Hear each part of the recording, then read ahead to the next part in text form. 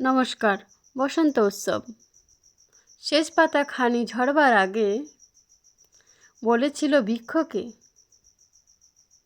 নিঃস্ব হয়ে ভেবো না কখনো, মশরে পড়ো না শোকে, মাথা উঁচু করে থেকো বৃক্ষ, যেন এক অলংকার প্রসারিত করে আকাশের দিকে।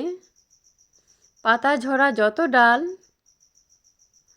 হিমরাতের শেষ নিবিড়ে যখন বসন্ত এলো দ্বারে, বিশ্বময়ে দেখিয়ে সে ডাল হাজার অলংকার। নিচের বিবরণ ঝরা পাতাগুলো ওরাই দেখিয়েছে সব,